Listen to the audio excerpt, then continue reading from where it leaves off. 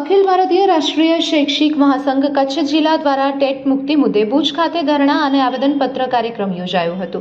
સરસ્વતી શિશુ મંદિર ભુજ ખાતે યોજાયેલી સભા બાદ શિક્ષકોએ રેલી સ્વરૂપે કલેક્ટર કચેરી સુધી પહોંચી જિલ્લા કલેક્ટરને આવેદનપત્ર આપ્યું હતું। સુપ્રીમ કોર્ટના તાજેતરના ચુકાદા મુજબ વર્ષ 2011 પહેલા નિમણૂક પામેલા પ્રાથમિક શિક્ષકો માટે ટેટ પરીક્ષા ફરજિયાત બનાવવામાં આવતા રાજ્યના આશરે 75,000 શિક્ષકમાં અસંતોષની લાગણી જોવા મળી રહી છે।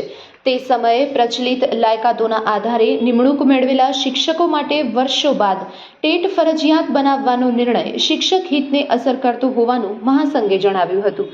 અખિલ ભારતીય રાષ્ટ્રીય શૈક્ષિક મહાસંઘ દ્વારા શિક્ષકોના હિતના સંરક્ષણ માટે સમગ્ર રાજ્યમાં 18 જૂને જિલ્લા મુખ્યાલયોએ ધરણા કાર્યક્રમ યોજાયા હતા। તેના ભાગરૂપે કચ્છ જિલ્લામાં યોજાયેલ કાર્યક્રમમાં શિક્ષકોએ શાંતિપૂર્ણ રીતે પોતાની માંગણી રજૂ કરી હતી। કલેક્ટર મારફતે દેશના માનનીય પ્રધાનમંત્રી નરેન્દ્રભાઈ મોદી અને કેન્દ્રીય શિક્ષણ મંત્રી ધર્મેન્દ્ર પ્રધાન સુધી શિક્ષકોની લાગણી અને માંગણી પહોંચાડવા રજૂઆત કરવામાં આવી। આ કાર્યક્રમમાં કચ્છ જિલ્લાના તમામ 10 તાલુકામાંથી મોટી સંખ્યામાં શિક્ષક ભાઈઓ બહેનો ઉપસ્થિત રહ્યા હતા।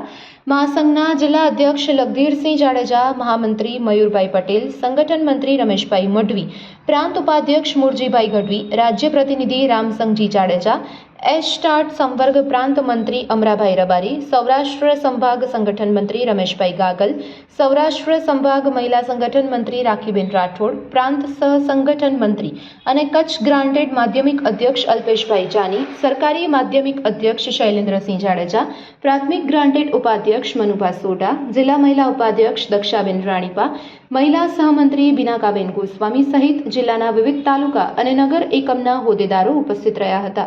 મહાસંઘના આગેવાનોએ જણાવ્યું હતું કે શિક્ષકોના હિતના રક્ષણ માટે સંગઠન સતત પ્રયત્નશીલ રહેશે અને પ્રશ્નના યોગ્ય નિરાકરણ માટે સરકાર દ્વારા જરૂરી હસ્તક્ષેપ કરવામાં આવે તેવી માંગ કરવામાં આવી છે।